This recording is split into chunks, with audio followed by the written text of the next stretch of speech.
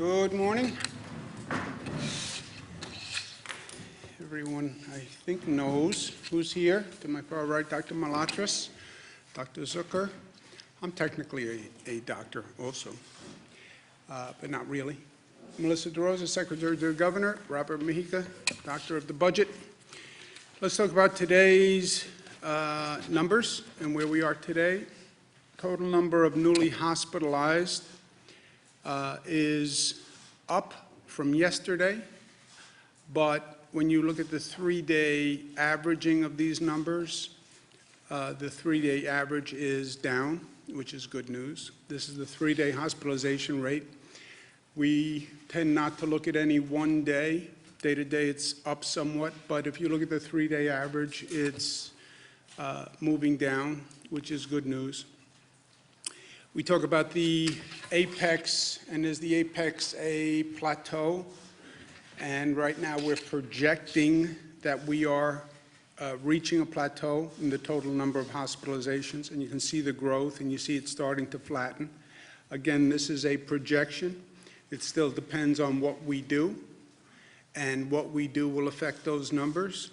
This is not an act of God that we're looking at. It's an act of what society actually does.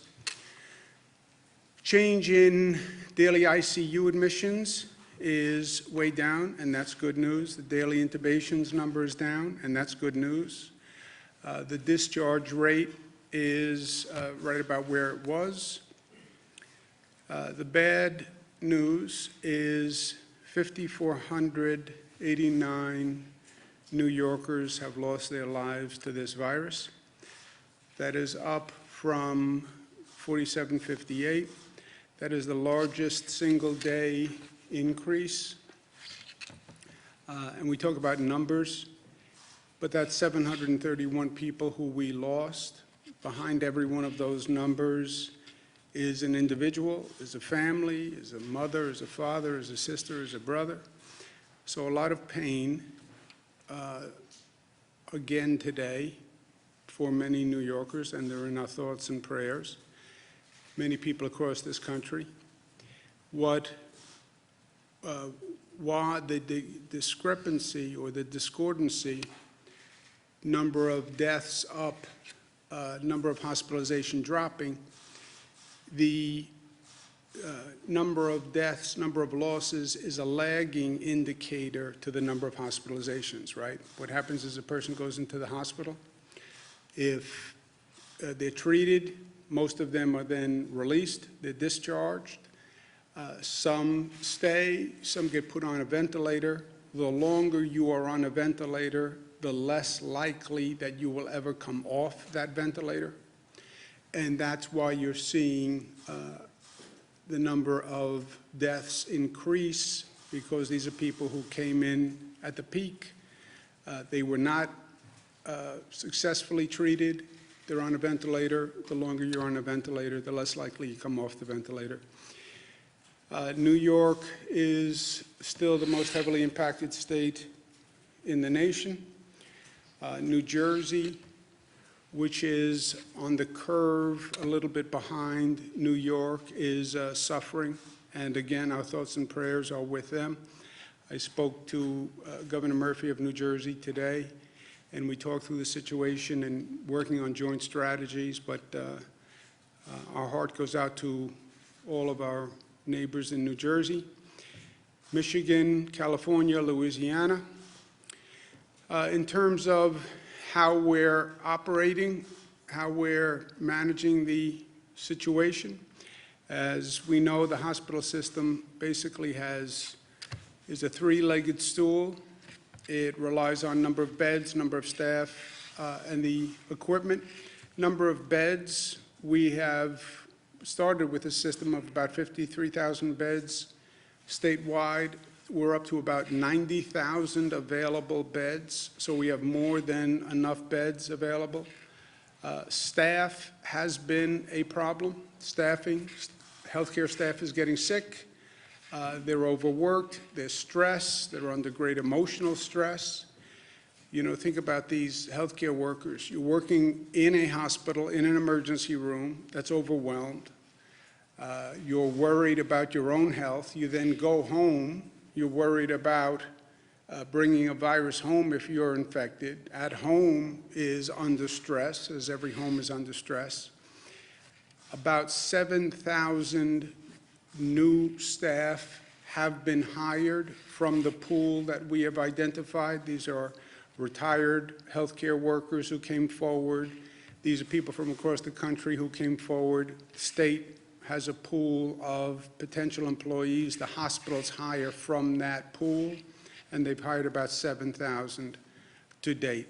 Equipment, that's the protective equipment, ventilators, where we are stretching and moving, but every hospital has what they need to date. And then we balance the patient load among all hospitals, so no hospital, single hospital or system gets overburdened. And that's a daily adjustment which takes tremendous cooperation among all of the healthcare institutions. I thank them very much for what they're doing. And then we have the overload relief, which is the Javits Center, 2,500 beds, and the U.S. Navy Ship Comfort. The U.S. Navy Ship Comfort had 1,000 bed capacity.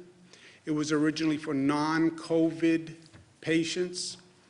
What wound up happening was we don't really have non-COVID patients. Closed down society, there's fewer traffic accidents, crime is down. So the original plan, which was the Comfort would take non-COVID cases from the hospitals, didn't really work because the hospitals didn't have non-COVID cases.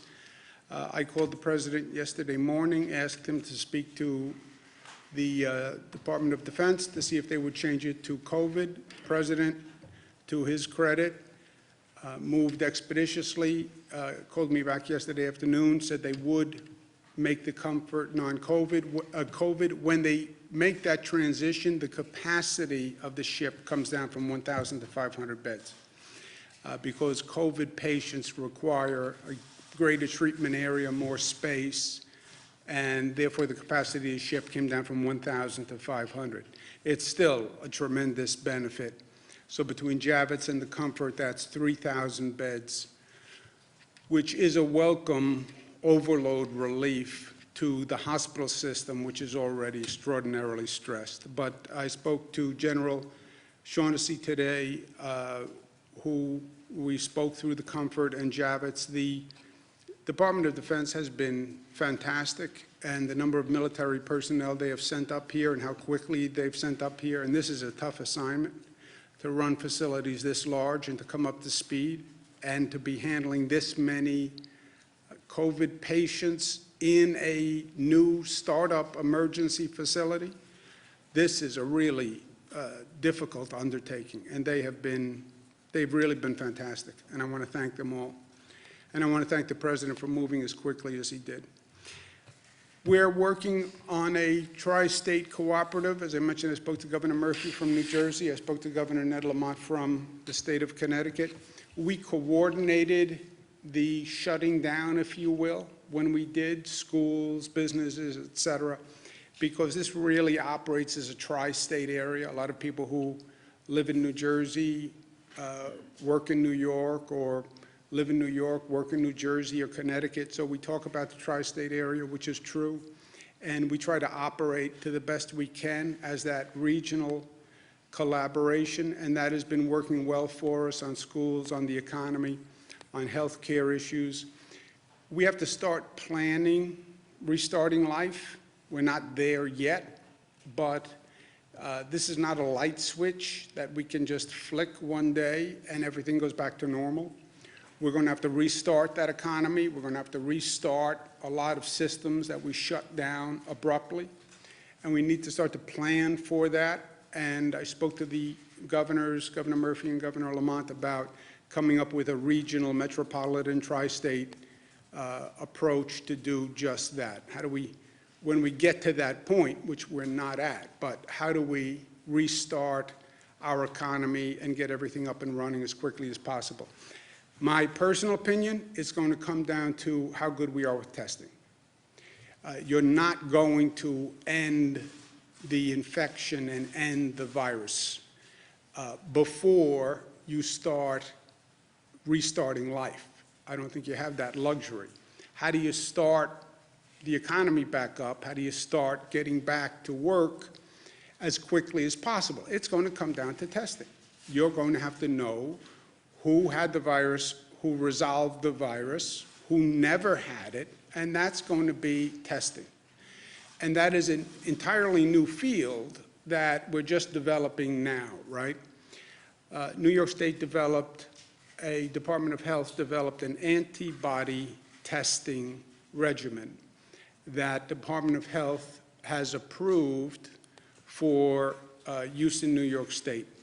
That has to be brought to scale, and the Department of Health is going to be working with the FDA to do just that. This tests the blood to determine whether or not you have the antibodies, which means you had the virus and resolved the virus. That's why you would have the antibodies for the virus. That would mean that you're no longer contagious, and you can't catch the virus because you have the antibodies in your system, which means you can get to work, you can go back to school, you can do whatever you want. But you have to have that testing, and you have to have that testing on a scale, right? You have 19 million people in the state of New York. Just think of how many people you would need to be able to test and test quickly. So the antibody testing is part of that. Also, rapid testing to determine whether or not you have the virus now exists. They have, quote unquote, 15-minute tests that are commercially available. But again, they have to be brought to scale. No private company has the capacity to bring those to scale. So I was speaking with Governor Murphy and Governor Lamont.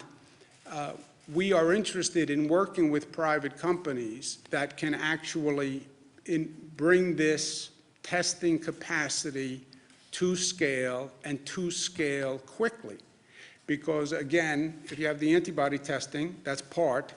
If you can then test if a person is positive for the virus, and you can do it that day, and you can get those results in 15 minutes, that's also another way to get back to life and do it quickly. So we're very interested in that in New York, so is New Jersey, so is Connecticut. There are private companies that have these tests. Again, it's all up to scale. We're starting them in the state of New York, but we only have about a 50,000 person testing capacity, which is nice, but it's not of a scale that's actually going to make a large difference. So private companies that are interested in getting into this space and coming up to scale quickly, we are interested in those companies, and we're interested in investing in those companies, and they should contact us at Empire State Development Corporation. Also restarting life, the state budget, not just this state, but every state budget has been decimated by this situation. You shut down the economy, people aren't working, they're not paying income taxes, businesses aren't operating, so our budget just collapsed, right? Our revenues just collapsed. You want to restart the economy, you have to help restart the local governments, and that's going to be a federal act. I don't have the capacity as a governor, no governor does, to generate revenue in a positive way from an economy that's not operating. That is going to be a federal stimulus bill. There's no other way to do this. And it has to be a stimulus bill that actually understands you have state and local governments that have to be brought up to speed and functioning if you want to facilitate this restarting of the economy. Federal government passed some legislation. As I've said at the time, it was woefully inadequate from New York's point of view.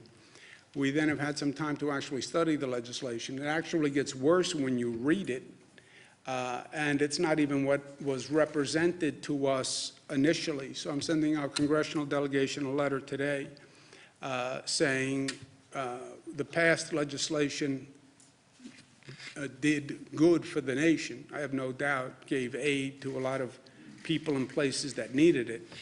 but it was not fair to New York, and that has to be remedied in any legislation that goes forward. The last point, I know it's been a frustrating 37 days, but it's only been 37 days on the other hand. I know it feels like a lifetime. It's been so disruptive, so abrupt, so frightening, so disorienting, but it's only been 37 days, right? Everything in context and everything in perspective. I know it's tough to get up every day, and this is like Groundhog Day, living through this bizarre reality that we're in. It's even more difficult, I think, with the weather changing, and you feel the seasons changing, and it's getting nicer, and you start to open a new book of possibilities, and now the weather's getting nice, and I should be getting outdoors, and I should be doing this, and I should be doing this. I get it. But it's only been 37 days. And I started by saying those numbers of cases, that's not arbitrary. What we do affects the number of cases. Our behavior affects the number of cases. We're generating the cases. They're not descending on us from heaven, right? It's our behavior. So it's been 37 days. The 1918 pandemic that we talk about peaked in New York for 6 months. It came through in 3 waves, and it peaked for 6 months. 30,000 people died in New York during that pandemic. Why? They didn't react the way we did. They didn't know as much as we know today. They didn't have the same drug therapies. But we are changing the curve in that virus growth. You see that plateauing. That's because of what we are doing. If we don't do what we are doing, that is a much different curve. And that's what happened in the past. So social distancing is working. Well, you shut down all the businesses. I know. Well, you shut down all the schools. I know. But it is working. That's why you see those numbers coming down. If we were doing the same rate of interaction, those numbers would still be going up. So to the extent we see a flattening or a possible plateau, that's because of what we are doing, and we have to keep doing it. I know it's hard, but we have to keep doing it. And to the extent it takes an effort, remember at this time, it is about we, and it is not about me. I know what I would like to be doing. I would like to be going, it's motorcycle weather for me. It's time to get out on the water. It's time to go hiking in the Adirondacks. I get it. It's not about me. It's not about me. What I do will affect other people. It will affect my family. It will affect other people. It will affect people in those emergency rooms who are killing themselves every day to keep other people safe. I get infected, I will affect them. So we all talk about society and community and interconnection and interrelation and family, and life is bigger than us. Now is the time to live that, right? Now is the time to live that. So when you feel that need, I have to do this. It's not about me. It's about we and what's good for all of us. And my health is in your hands. And your health is in my hands. And the health of those healthcare workers and those first responders and all those people who have to show up to work every day to keep society functioning, we are responsible to them also. So to the extent it's hard, I get it. But maybe if we think about it through a different lens, a broader lens, it'll be a little easier. So let's not get complacent. We have to stay disciplined. We have to stay smart. We have to stay safe. And we do that by staying at home. And we will get through this together. Questions? The Pentagon said yesterday